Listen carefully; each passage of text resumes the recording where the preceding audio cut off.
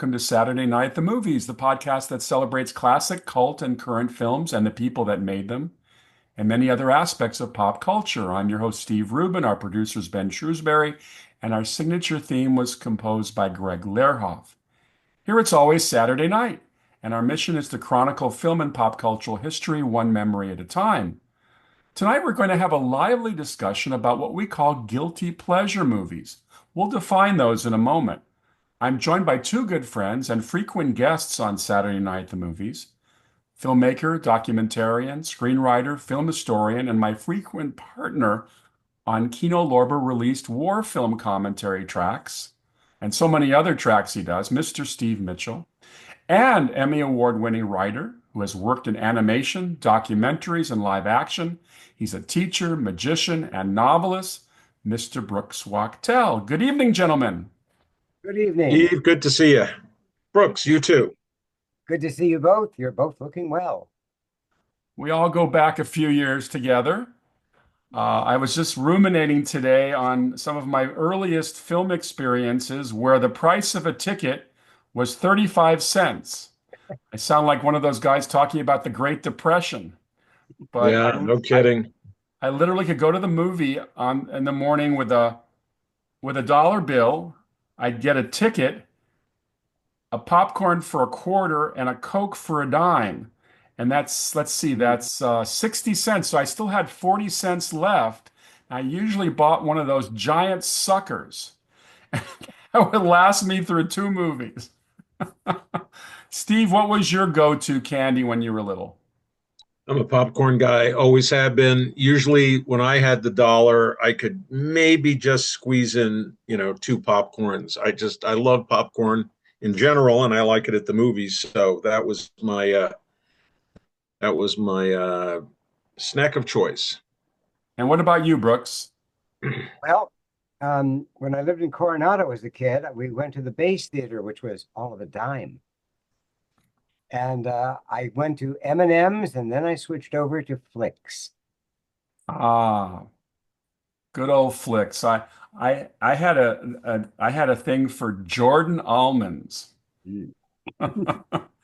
And I tried Juji fruits, but they ended up getting stuck in my teeth. But let's forget about candy. Let's talk about guilty pleasure movies. Now, my definition of guilty pleasure movies are movies that are so important to you, but they may not be important to anyone else. It could run the gamut.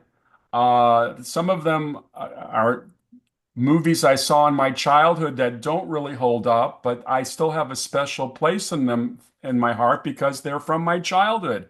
It's like when you have these books you read when you're 10 and you're about to give them away, and suddenly you say, wait, I can't give away this book. I've had it since I was 10. I kind of feel the same way about some of these movies. Steve, how would you define guilty pleasure movies? Well, it's interesting, a guilty pleasure was defined as a movie that maybe you should be ashamed of liking, that other people won't see the wisdom in it. But I think I said to you recently in a conversation, I said there is, I never criticize anybody's guilty pleasure, because what it is, it's basically it's a movie that has meaning to you, just like my guilty pleasures have a meaning to me. And I think maybe things are evolving a little bit where you're allowed to like what you like. And so, I'll go with the guilty pleasures, but there's still movies that I like for whatever reason. It's just maybe they're not popular as movies that other people like. I know I talk about this constantly, almost to the point where I've become a ranting fiend about the lack of great movies today. I would say that the lack of memorable great movies, and I find myself more and more looking to the past, spending more time on Turner Classic Movies, spending more time on the Criterion Channel, trying to catch something from my DVD collection. I find that I'm no longer a collector because there's not much to collect. It's not like the Raiders of the Lost Ark came out. I think I recorded the whole movie on audio before I even had a VHS, and I just don't do that anymore. But how do you feel, Brooks? You feel that are you looking backwards more than forwards these days? To some degree, yes. Though there's always good things being made, sometimes they're just more difficult to find. When we were growing up, the studios, which could put wide release and a lot of publicity, made a whole plethora of different kinds of movies. And today, dramas, certain kinds of comedies, less than blockbuster franchise films, they're harder to find theatrically. They've almost become the purview of television. And independents, which are making a lot of the interesting content, and actually, I don't want to use the word content, they're making the interesting films, are sometimes difficult to find. But I think also the way, when growing up, the way films affect us and the way they stay with us is different than the way we look at that now at this point in our lives. Okay, I'm going to put up the first choice of the day. This was courtesy of Mr. Mitchell. It was a little bit of a surprise for me because I've never heard of this movie.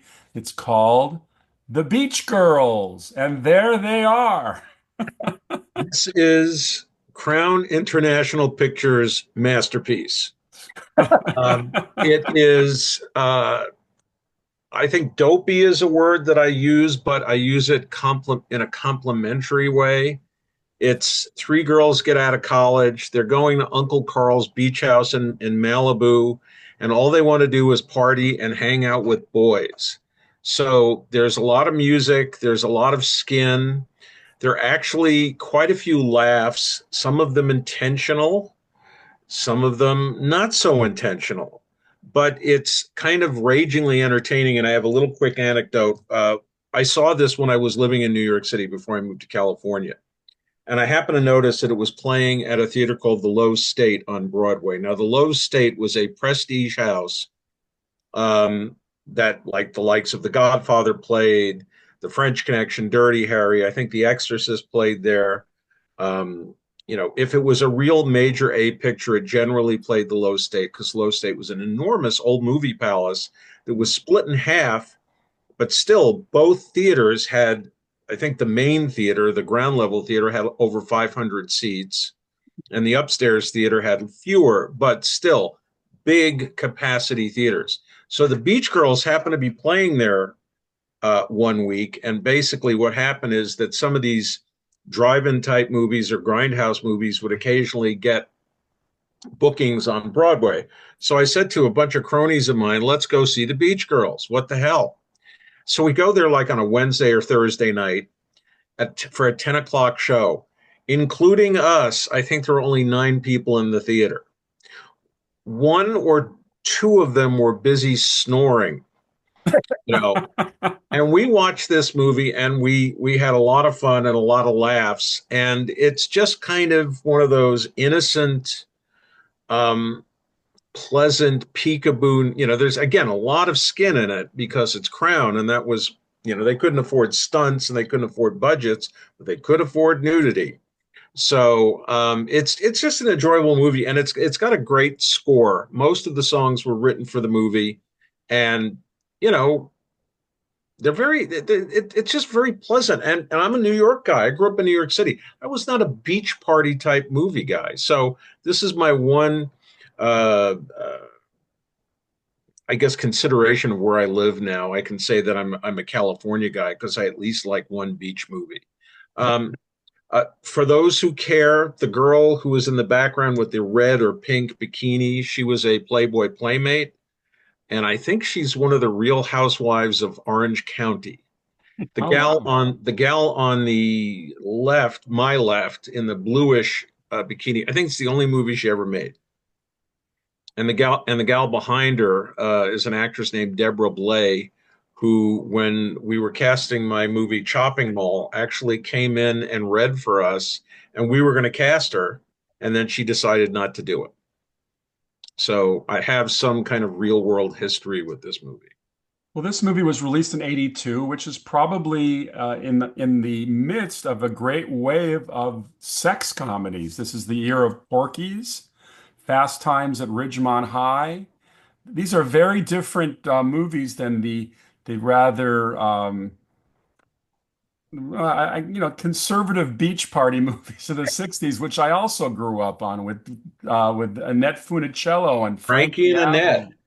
Frankie and Annette, those movies also had a lot of skin, but it was mostly clothed. Don't forget, I don't think Annette was allowed to show her belly button by Disney contract. So Yeah, Shocking. she never wore a bikini. She always wore one-piece bathing suits. Brooks, I'm going to ask you to do me a favor if you can to lean a little bit further forward because we're missing some of your dialogue. That would be great. Thank you. Thank you. Well, speaking of Brooks, we're going to put up one of his suggestions next, which is a different kind of a movie, Rocketship XM, which was has little asterisks on the poster saying an expedition movie. Tell us a little bit about this movie. I'm not familiar with this one, Brooks. this one has a very odd history, and I saw it first on TV because it got to TV very quickly. And when George Powell was doing Destination Moon, I think it was Robert Lippert thought, I can cash in on this. So he shot this in 18 days. And because he couldn't afford the moon set, they end up going to Mars by accident by mixing the fuel wrong and find a Martian civilization that has been decimated by atomic war. And those sequences were actually written by an uncredited Dalton Trumbo, who was just facing the blacklist. The score was by Ferdy Goffey, who did the Grand Canyon Suite, and it's got quite a cast. But because so many people worked on it, it's kind of muddled. But that actually works for the film. I mean, it was the first space film that came out. It beat Destination Moon to the theaters by a couple of months because they did it so quickly. They didn't even finish the special effects, so half the shots of the rocket are stock shots of a V2. You get to see the Earth from space, which must have been kind of cool in 1950 if you could ignore the seam. And one of the great things about it is how they treat the female scientist, who's actually a scientist. And they've mixed the fuel wrong and they accelerate to Mars and they're trying to figure out how to get back. And the head scientist, the older guy, does the calculations and she disagrees with him. And he says, no, you're wrong. Stop being a woman. You know, you're just being excited. You're wrong. And it turns out, and nobody comments on this, at the end of the film, she's right and they don't have enough fuel. Now, I'm looking at this still for those of us who are watching this on YouTube. I think I see Noah Barry Jr. in the far right there. And And of course, Lloyd Bridges. Do you recognize any of the other actors, Brooks? Hugh O'Brien, who later became Wyatt Earp. Hugh O'Brien. Wow. And I can't remember the name of the fellow playing the scientist, but Morris Akram's in it. And it had a lot of the people who became regulars in B sci-fi films. What do you remember about the movie, Steve?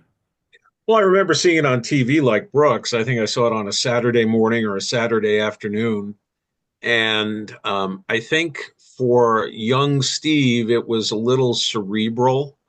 A lot of the science fiction movies that I grew up with that I liked the most were they had big stuff in it. I was a big fan of comic books that had big stuff in it, like giant robots, giant aliens, giant spaceships, dinosaurs, and Rocketship XM. Again, I'm going off a memory from a half a century ago or longer. Was a little bit more routine or everyday by comparison to some of the movies that I grew up with that I love, like The Beast from 20,000 Fathoms, Them, of course, which is a favorite, and there's nothing guilty about that pleasure. The Day the Earth Stood Still, we had Gort, we had a big spaceship, The Thing. Rocketship XM was a little bit more like science class than sci-fi adventure movie time for me. By the way, But but, I will say this: oh, that the acting in the movie, even when I was young, you could tell that the acting was not hammy. It was generally pretty good. And I think when you think of guilty pleasures, I think the acting sometimes tends to be a little on the hammy or not great side. And so that when you watch a movie like this and you see that, it's a bunch of really good and game actors, you sort of walk away being impressed. I think also one of the things about it to carry on from Steve's point is it's not a giant monster. I mean, they get to Mars and they find the ruins of this civilization that has had an atomic war. And I think it's the first film that warned against those dangers. And the Martians are basically mutated cave people. But when I say mutated, the women are blind, the guys have scars, but they're not very sci-fi oriented. It's just a civilization in ruins and people damned by atomic radiation. But Right. it's So, not like what was the one with Rod Taylor before the Time Machine where they Oh, World Without End, which which, we'll be discussing surprise, later. surprise, will be discussed. ah, Absolutely. So this isn't one of those movies, Brooks, where the women are dressed in high heels and short skirts. no, she's dressed. The only woman you see is dressed as a cave woman, and she's blind. However, because this is the 1950s, her makeup and lipstick are perfect. By the way, Steve, the rumor mill is flying that they are remaking them over at Warner's. Interestingly, the director is a composer named Michael Giacchino. Is that his name? Yeah, Michael Giacchino. Yeah. Giacchino. He is Terrific. apparently developing them as a feature. So I think, as much as I love the original, and it's one of my top science fiction films ever, I think that they didn't have much of an effects budget, even though the large props are very good. But I have a feeling with digital effects these days, you can create a literal army of ants and not break a sweat. And maybe they can actually move backwards and forwards instead of just standing there. Right. So I think he speaking, might do a good job because he has a real he the music he does is rooted in classic film composing. He has a real reverence for the past, for film's past and heritage. So he may do a good job. well, speaking of hammy acting, I will throw up, not literally throw up, I will just put up on screen one of my guilty pleasures. Ah, The Three Stooges Meet Hercules. Oh man. wow. I don't know about you guys, but I always get a laugh seeing, now I know it's not the original Curly, it's Curly Joe Rita, but these guys. Going back in time, if you haven't seen the Three Stooges Meet Hercules, it is kind of a laugh fest. They basically work for a druggist in Ithaca, New York. Brooks and I have always laughed that on the opening credits for this movie, first of all, it says filmed in glorious black and white, which is, and then of course, since the story is about Hercules, our story begins in Ithaca, but not Greece, Ithaca, Ithaca, New York. By the way, Steve, you being the New Yorker, have you ever been to Ithaca, New York? I've only heard of it. I have not set foot in it or on it. Well, it takes place in downtown Ithaca, which was probably shot in downtown Burbank.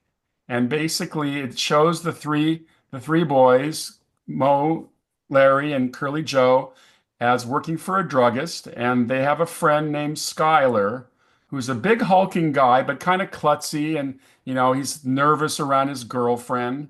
I think her name is Vicky Trickett. She's very cute. And Skyler is a scientist, and he's created one of the most complicated looking time machines ever. It's a lot of wires, it's a lot of electronic parts and metal. It seems to be put all together in some haphazard fashion by a class of kindergarten students. But the boys, in their craziness, they bump into it and they activate it, and all of a sudden Mo, Larry, and Curly Joe, and Vicky Trickett, and the guy playing Skyler, they all go back to ancient Greece. And they land in the middle of a battle. And because they're landing in the middle of the battle with this machine, everybody thinks they're directly from the gods. And it's just a very goofy, silly movie, but I love it. Brooks? I adore this movie. I saw it as a kid. It stuck with me my whole life. I mean, all of the little details, the Greek gangsters wearing pinstripe togas, when Hercules is fighting the Hydra and they're selling programs going, you can't tell one head from another without a program. It's just full of great little details. Of course, seeing it as an adult, I'm going, whoa, that's the Iverson Ranch again and again and again. But this film is just so clever and so fun. And I think it's very underrated at how satirical and clever some of it is. Plus, it's got a very nice message. Here you can see the boys. They've been in Greece now so long they've all grown beards. They're about to fight the Cyclops. It's a twin Cyclops, which is kind of a goofy thing. And there you see Skylar. There's a wonderful play on Ben-Hur, which had been released 3 years earlier. By the way, this movie was so successful for Columbia Pictures that they gave the Stooges a three-picture deal. So somebody must have been going out to see it, and I have, of course, seen it ever since. And it inspired the first screenplay I wrote with my friend Billy Reback, who we've been writing comedies now for a while, and it definitely was inspired by the Three Stooges Meet Now, did you Hercules. see it in the theater, Steve? I did. Did you see it at a kiddie matinee? I am sure I saw it at a kiddie matinee. I And didn't. I saw I'm not a Stooges aficionado, so I was not one of those guys who was seeing all the short films over the years. I know that Curly is such an iconic comic character.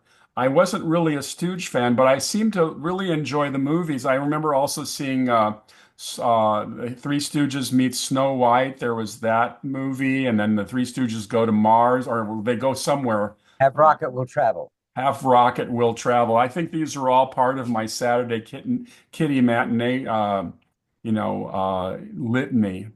So we're going to move on now to a little darker subject. This is one of Steve's choices, House of Dark Shadows. And Steve, tell us a little bit about this movie, which I don't know too much about. This was a feature that was created by Dan Curtis based on the popular daytime soap opera Dark Shadows.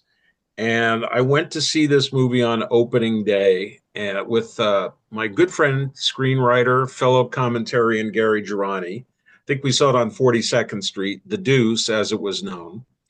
And we kind of loved it. What's interesting about it is, and Dark Shadows fans have kind of talked about it, that they were taking storylines from the show and they put all that stuff together and crafted the movie. But if you ever watch the series, it looks like it was made on cardboard sets with, fake foliage when they would go, quote, outside. And one of the things that Curtis did was he upped the cinematic content of this picture. It was filmed entirely on location in Tarrytown, New York, and also, I think, somewhere in Connecticut. And it was not only location exteriors, but all location interiors. And so it had a reality look to it that was kind of great. It was sort of sexy. It was really, I would say, more cinematic than some of the horror movies that were being made at the time. Gary had said to me once, he says, it's like watching a horror movie that was directed by Sam Peckinpah, because the violence and the gore is very bloody. Dick Smith, the Oscar-winning makeup effects guy, did all of the makeups, including an aging makeup for Jonathan Frid. And it had this really sort of powerful climax that, again, was kind of gory, but it's a good horror movie. It's different and fresh looking compared to most of the horror movies that were being done in the 60s and the early 70s. This movie came out in 70, I think. But yet, and this is the guilty part, you have all these hammy soap opera actors sort of recreating their roles from the series. And so the ham factor is a little high, but it's very entertaining. And the other thing that struck me as odd is the score. Well, the score is basically all the cues from the daytime show. But the sound mix is a little weird. It's a little too loud. The music is a little too loud. The sound effects are a little too loud. And I've never been able to get an answer as to whether or not that was Dan Curtis saying, well, I want it to sound like the show, even though it looked nothing like the show. But The other thing about that movie is it was very polarizing with a lot of the horror fans that I know, and probably some that you might also mutually know, Steve. Where these were guys who were hammer film aficionados and fans, and also there were a lot of British horror movies that were being made and released by AIP in the late '60s, early '70s, often starring semi has-been stars like Boris Karloff, etc. And I took no end of crap from my friends for liking this movie. I said, "Have you seen this thing? This is great. The climax is fantastic. It's stylish. It's got an incredible look." And they said, "Ah, you're an idiot." They probably said something worse than idiot, but I'm keeping it clean. You're an idiot. Gary's an idiot. You're both idiots. Hammer is the only studio knows how to do this stuff. And I don't know. I watch this movie with Gary every year around Halloween time. And it's what's great about it is still great about it. And then I watch old Hammer movies sometimes and I go, they're really kind of boring. The Christopher Lee Dracula movies, you can check in the first 10, 15 minutes and check in for the last 15, 20 minutes. You don't need the middle part. And a lot of those movies are more proscenium arch, more traditionally photographed and staged. And they're not bad, but they're a little dullish. And House of Dark Shadows, rather, is not dull to me. And it was very popular. It's a big hit. It spawned a sequel, which is terrible, Night of Dark Shadows.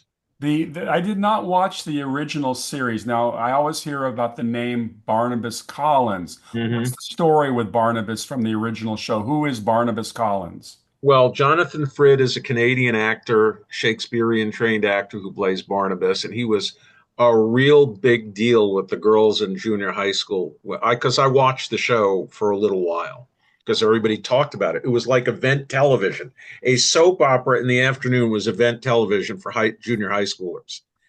And he was a guy who I don't remember how he became a vampire, but he was a vampire and he was chained into his coffin for centuries and then is discovered and then he is let loose and hilarity and havoc ensues and a lot of bloodletting, etc. But Jonathan Frid was a big deal at the time, and I think he was somewhat cursed by this show and movie because he never really did a whole lot of anything else afterwards. I think that's one of the problems when you're famous on television. Sometimes you can't escape a character.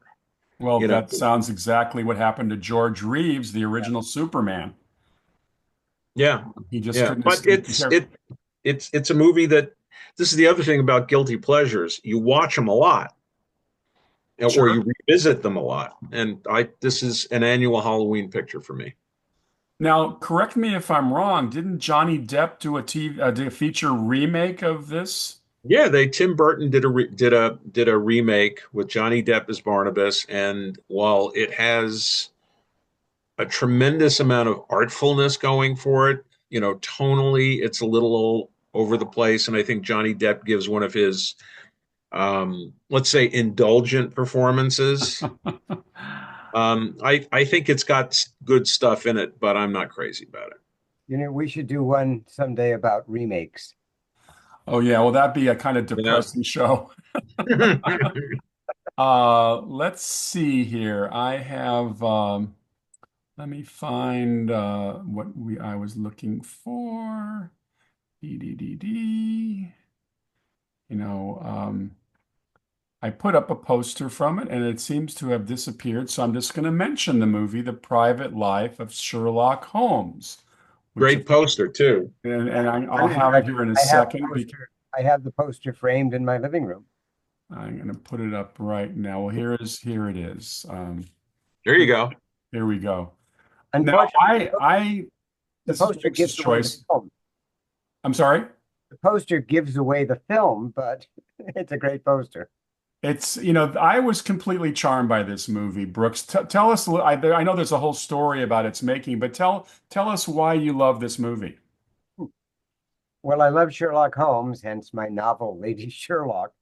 But this was probably, to me, the greatest Sherlock Holmes movie ever made. It wasn't the letter of Sherlock Holmes, but it was the spirit of Sherlock Holmes. And it was made by Billy Wilder and I.A.L. Diamond. It had an incredible budget, a score by Miklas Rozsa.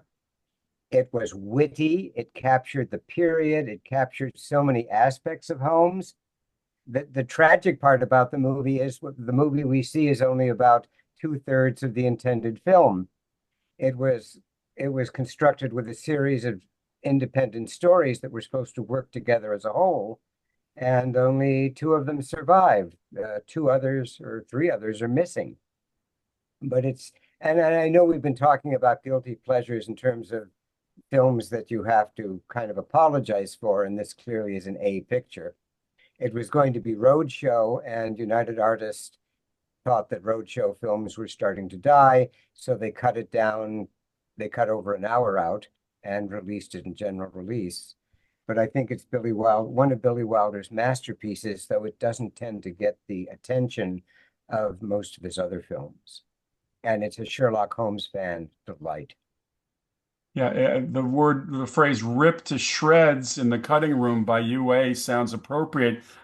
Billy said in one of the books, he says that the editing was a nightmare. You're right, though. UA had a couple of big roadshow flops that year of '69, I believe, and they were afraid of giving Billy would have been one of his most epic film releases. I mean, this was going to be like a Ben-Hur movie, and he didn't get that. And what we get is kind of a truncated version. But I have to say this, the footage that does survive in the film is interesting. My big question about this movie is Robert Stevens was hardly, the leading man who could carry a movie in those days. I know that Billy originally wanted Peter O'Toole, who was obviously very, very much a top actor at that time. But I guess his decision was that he wanted to go with lesser named people to play Holmes and Watson. Is that what you heard?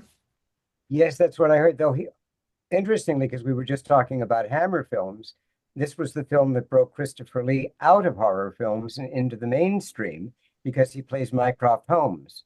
And as he said in an interview, if I was good enough for Billy Wilder, I was good enough for anybody. Yeah. And 5 years later, he played Francisco Scaramanga in The Man with a Golden Gun. and I love the casting. I thought Colin Blakely as Watson was just wonderful. Genevieve Page was terrific. I mean, the film is full of great character people.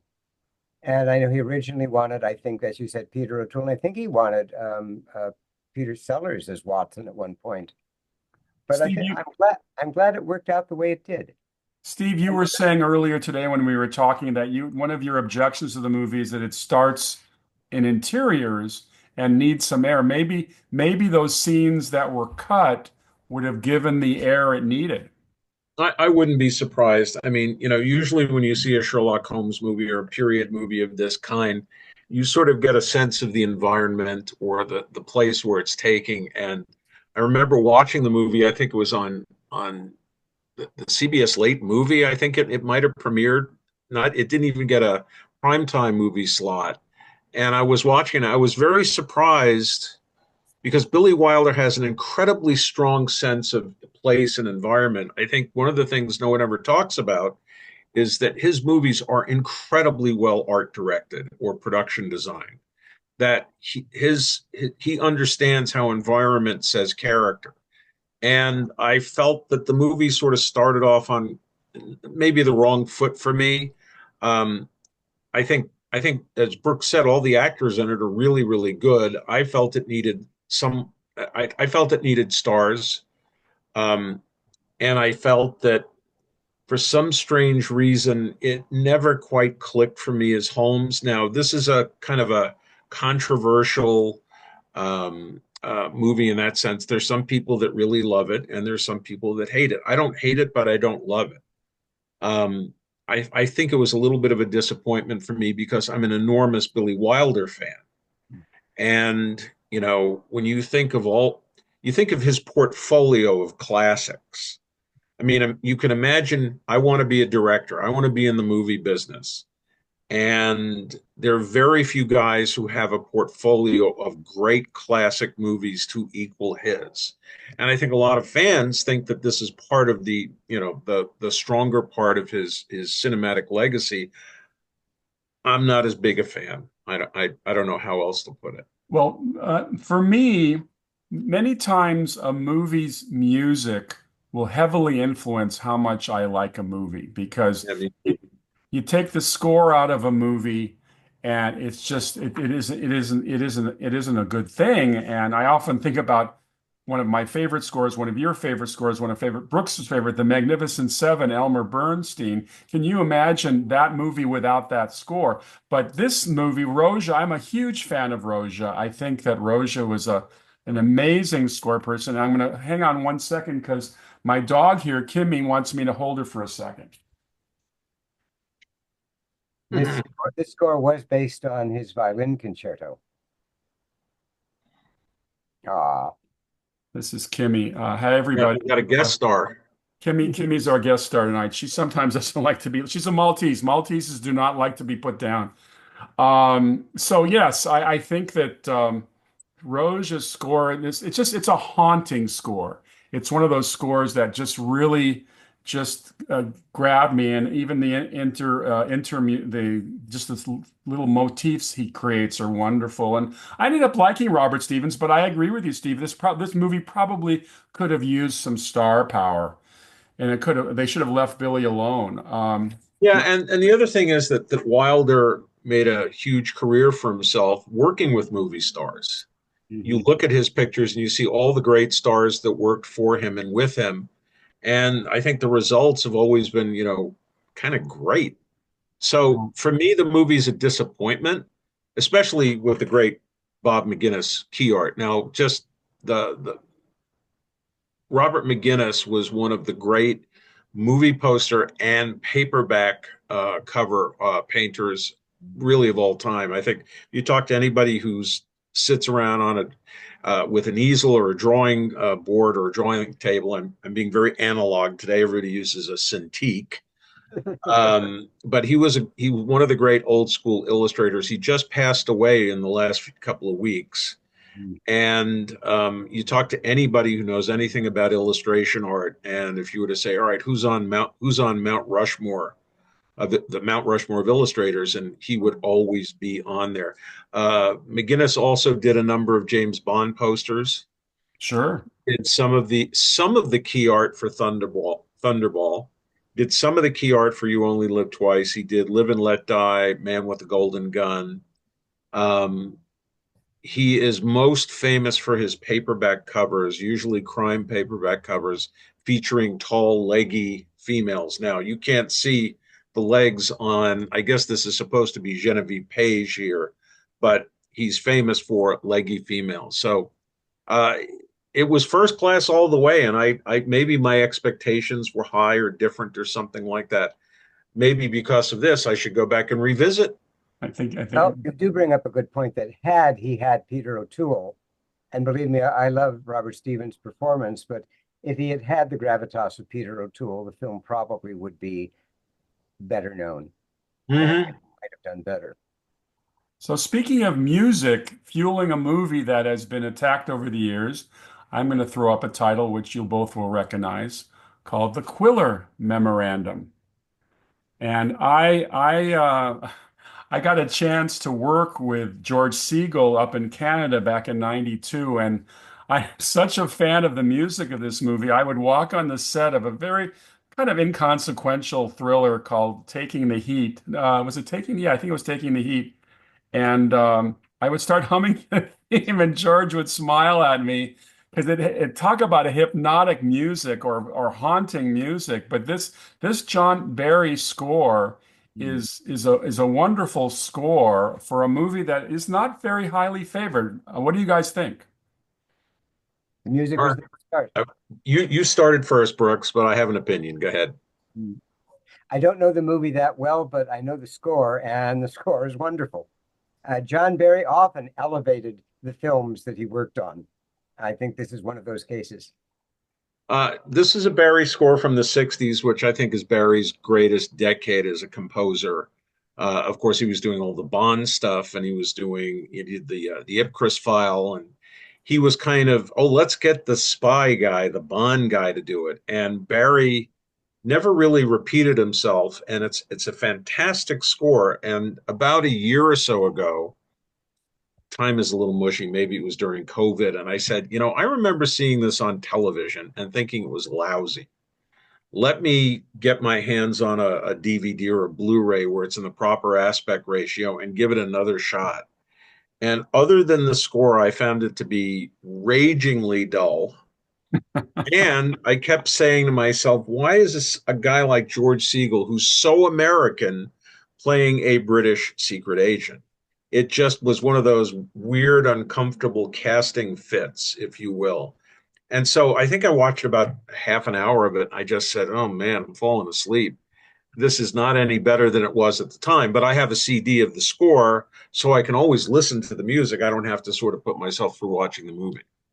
For those of you who are listening or watching who don't know the Quiller Memorandum, George Segal, not really identified. He's working for British intelligence, but he doesn't have a British accent. He's obviously an American, He's aggressively American. aggressively American. He basically is sent to Berlin to root out a nest of neo-Nazis headed by a very charismatic Max von Sydow with a character named October, which I thought was interesting. And he's wandering around during the course of his investigation. He meets a young school teacher played by the very, very desirable Senta Berger, who lights up every screen she's ever been on, and in fact had, I think, recently been opposite Charlton Heston in Major Dundee. But I always liked Senta Berger. He was also in generally considered the lousiest of the Matt Helm films, The Ambushers. But she looked fantastic. And anyway, sometimes the movie makes no sense, but I'm a big George Segal fan. I think George Segal's maybe one of the more charismatic American actors of that time, and certainly was rather eclectic. Steve and I recently did a commentary track for an Australian company. What's the name of that Australian company, Steve? Imprint. Imprint. We did the Bridget Raymoggin, and George, of course, is center stage with that, and I've always been a big fan of his. So this movie is definitely my guilty pleasure, and once again, it's probably the fact is if John Barry's score wasn't there, I probably would agree totally with you, Steve. But I Well, Barry, like any great composer, sort of set the tone. He did everything he could to sort of bring you into the sort of the mood and the flavor of the show. But it's one of those spy movies. It's about spying, and real spying is pretty boring. There's a lot of watching and following, and there's no fist fights, no car chases, no shootouts, no explosions.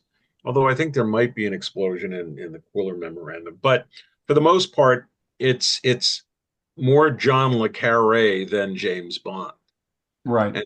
And sometimes that's not terribly compelling for a movie. At least in my house. So now we're going to switch genres a little bit. We're going to get into a movie that really isn't much of a guilty pleasure because we all really like it very much. In fact, I think it's one of the greatest naval action pictures or even just naval strategy pictures ever made. Brooks's choice, Sink the Bismarck. I saw this at North Island Naval Air Station, and there's a shot in it where the 15-inch guns level and aim to the camera, and every sailor in the theater was going, and there were a lot of sailors in the theater.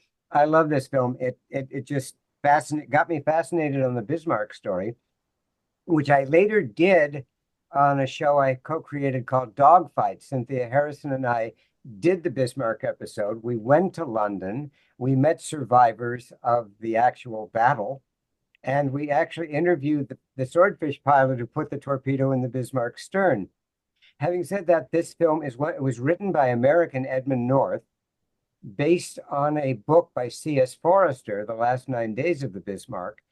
But the book was actually based on a film treatment that Forester had done earlier for an earlier version of the film that didn't work. He turned it into a book, and the book reads more like an expanded film treatment than anything he ever wrote.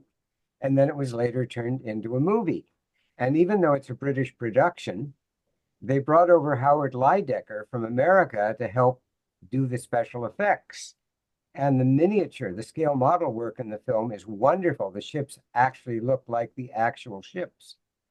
And while it simplifies the story of the Bismarck, it makes it very clear you don't have to be a history buff or a naval strategist to be able to follow what's going on and why it's important. They had Edward R. Murrow in it, and it's really just beautifully done. The one thing that was really historically inaccurate was the character of Admiral Lutyens, who was portrayed as a fanatical Nazi, and the historical Lutyens was anything but. In fact, he had a Jewish grandmother. And when Hitler visited the Bismarck, there's a famous photograph of Lutyen giving the naval salute while everyone else is giving the Nazi salute. But the film itself is just wonderful. I wondered why Edmund North, an American, wrote the British film, but he captured the British feel beautifully, and it's just filled with great British character actors. Well, And Kenneth More, 3 years later, was in The Longest Day. I remember he plays Colin Maud, the beach commander for the British beaches, wearing that beard.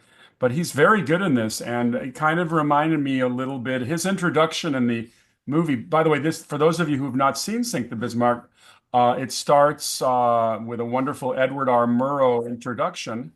And hang on one second. Hang on one second. real quick, Kenneth More was a naval officer during World War II. And oh yes, and I was just going to say that this movie was directed by Lewis Gilbert, who directed a number of three James Bond movies. It also was edited by Peter Hunt, who edited the first five James Bond movies and directed On Her Majesty's Secret Service. Kenneth More, as I was going to say, Kenneth More plays the new director of operations under the admiral, and he comes in a little bit like Patton comes in Patton. He basically is kind of a stern disciplinarian. I think he's being introduced by the previous director of operations, and he complains that somebody comes in to the war room without his jumper on, and he doesn't like everybody and anybody to be undressed. And he also is introduced to another officer who's eating a sandwich, and he has his mouth full of food. And he really reads them the riot act later on. And Donna Winter, always a wonderful presence at that time. I always remember her in the original Invasion of the Body Snatchers. Donna Winter plays a British Wren officer. And it's a really, really well-written movie. North did a wonderful job. Of course, he wrote Patton with Francis Ford Coppola. So it's not surprising that there's a little kind of feeling like that. But this is a great movie, and I agree with you. The model work, they should have brought the Lydecker brothers into In Harm's Way. Oh my God. I know Chris Douglas offered to pay for redoing those horrible. Well, I got to weigh in on this. I absolutely love this movie. I absolutely love this movie. It's on my, I think it's on my top 50 list. I actually had a couple of pals who said, "You mean you haven't written down your top 50 movies on an official list?" And it's on my list. I might have been reincarnated from a British naval either officer or a sailor. This movie just and I'm not a big fan of Navy movies per se. I absolutely love this, and it's on YouTube, and there's a widescreen version on YouTube. And oftentimes, towards the end of my day, as I'm winding down, but I'm not quite ready to call it quits, I will put on Sink the Bismarck, and there's something soothing about it. The set for naval operations has almost a coziness about it, as does the interior. The interiors on the various battleships. I mean, Lutyen's, I guess, quarters or office or combo. You go, I'd like to live there. I mean, it's really comfortable, but it's just it's very efficient. One of the things that I talk about with a lot of my pals is that great movies are often efficient movies. Sink the Bismarck is only about 95 minutes long, and they get you right into it. They introduce you to the characters. They they let you know that the Bismarck is about to break out in the North Atlantic, and havoc could possibly ensue, and convoys could get sunk. And it's not semi-documentary. It feels like a movie. It doesn't feel like half of a documentary, but it has the efficiency of a documentary in terms of the storytelling. Mm-hmm. It also is supported by a great score by a British composer named Clifton Parker, who, again, getting back to this whole theme about great composers are table setters. They set the mood, they get you in the mood, and Parker's score has a very British sound. Now, if you were to say to me, "Well, define that," I would say I can't do it. But American scores don't sound like what Parker composed for the picture. And I think this is one of the last movies where Kenneth More was the star, and he is spectacular in it. And again, there's not a lot of exposition about anything, but you get a sense of who these people are. Donna Winter is everybody's fantasy rent officer. I don't know that I've ever met a guy who's ever seen the movie who wasn't smitten with her. And you have Lawrence Naismith playing the Oh commander. yeah, as The head of the Admiralty.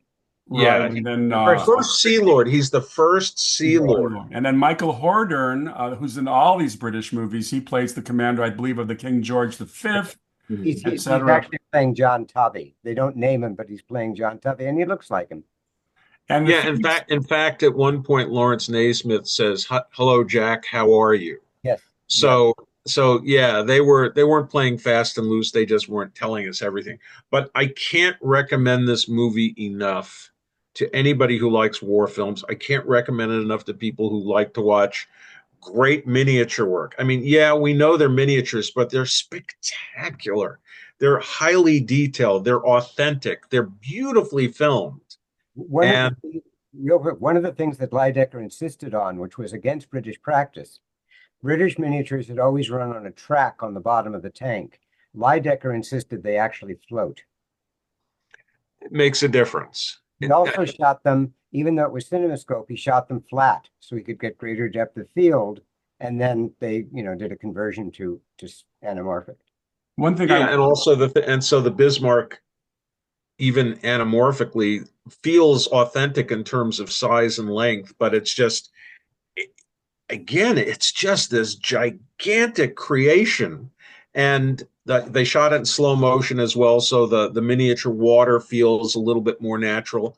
For the most part, there are very few giveaways. I think the only flaw in the movie, and I wish somebody would clean it up, is a lot of the opticals have dirt on them. That's one of the problems. Like when you're in the gunner's seat of one of those torpedo planes, and you're flying towards the Bismarck, you've got the miniature, you've got optical effects, and then you've got the foreground live action, and so there's a lot of dirt on the frame.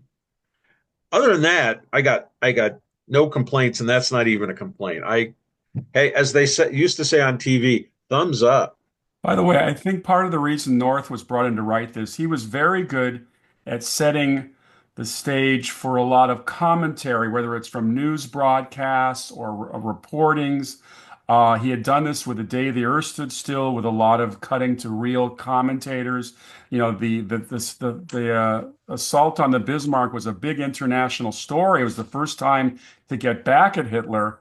And I think that has carried on very well. So we're going to end our show on another title.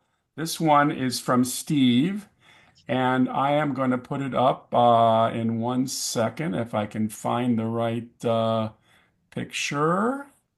Hang on, everybody. Let's see. Anyway, it's going to be World Without End, and I did pull up a picture of World Without End, and here it is. Thank you very much. World Without End, featuring the good old bazooka, right, Steve? Yeah, this is a movie that I have loved since kidhood. And the first time I saw it in black and white, and I saw it in a pan and scan. And it was shot in Technicolor and CinemaScope. And I think it was the first science fiction movie in CinemaScope. And I don't know whether This Island Earth came out first or World Without End came out first, but it was also in Technicolor. And there's a Blu-ray out there right now that looks spectacular. It looks so good. It looks like the movie was shot a week ago Friday. And it's the story of these four guys who go to Mars in a spaceship. And on the way back, they go through some sort of time-space continuum portal. They crash land on a planet, and then they come to discover that it's Earth. And it's got great ideas. Now, I think the George Pal estate sued the movie because they thought they were ripping off the Time Machine. But it's this great story of these four greatest generation Earthmen who discover this colony of as they call them, Homo sapiens, living underground after this horrible, atomic war, Armageddon, as it's referred to. A little bit And of little bit of Rocketship XM there, a little tiny bit. little bit. It's got the mutated cavemen types and a couple of giant rubber spiders, which are not convincing, but they're charming in their own dopey way. But I think one of the things that it does, as a kid, they used a lot of vocabulary that I didn't understand. And so I wound up going to the dictionary to look up some of the words here. I think it might have been one of the few times I ever did that as a kid. But it also kind of introduces the world to Rod Taylor. And if you watch the movie, you can tell Rod has it. He has star quality. But as a kid, I'm watching this movie and I'm going, he's speaking English, but it sounds funny. And he hadn't quite kicked off his Australian accent. There's the bazooka, which they put to very, very good use. I think they shot it up somewhere. They shot all these exteriors in Chatsworth, which was part of the northwestern part of the San Fernando Valley, where a lot of westerns were shot. In fact, Allied artists who produced the movie probably shot a lot of westerns up there, most likely starring Sterling Hayden. I always wondered if, like, somewhere beyond the frame, there was another Allied artist Western being shot up there. But it's, Hugh Marlowe was the star. Probably he thought he was slumming after being in 12 O'Clock High and All About Eve. And the day the Earth stood still. Yeah. But, he was also in Earth versus the Flying Saucers. I don't know if it was before or after this. Rod Taylor again. Nancy Gates is the female lead. And she was, I think, some of the stuff of some childhood fantasy. Everybody always says that Angie Dickinson had the greatest legs in Hollywood. But I will say Nancy Gates was certainly a candidate for that. And I don't know. Let me pull up someone. I'm not sure if this is her, but you tell me. Yeah, that's her. That's But this is one of what they call in England a boy's own sort of adventure. It's fun science fiction. It's good action. It's kind of charming. The sets are cheesy and cheap, but what do you expect from Allied artists? But I watch this movie all the time, not multiple times a year, maybe every 14 months or thereabouts. I just watched it with a buddy of mine literally a couple of weeks ago, and I love it. I know the dialogue backwards. It's a fave. It's something that just seems to have disappeared a lot from the marketplace these days. Fun cinema that you keep wanting to go back with. And now I know that the Marvel people are making fun movies for that audience, and it's just not my audience, but I like going back to this. Gentlemen, this has been a great evening of going back to some of our favorite guilty pleasures. Some aren't necessarily guilty at all, but I was going to mention a couple other films, but we don't have a title. I was going to put up The Blob. The Blob is one of my guilty pleasure movies, but I thought your choices were great. Both of your choices were great. You have been listening and watching on our YouTube channel, Saturday Night at the Movies. I'm your host, Steve Rubin. Our producer is Ben Shrewsbury, and making a cameo appearance tonight is our dog, Kimmy, who needs to go out and do her business. And by the way, we have another podcast called Tales from Hollywoodland, which I co-host with Julian Schlossberg and Arthur E. Friedman. It's available at podcast platforms everywhere. So definitely try to check out Tales from Hollywoodland. And we really appreciate you watching and listening to Saturday Night at the Movies, where we just all love movies, all types of movies. Gentlemen, thank you. Pleasure. My pleasure. Yeah, it's been fun. Let's do it again.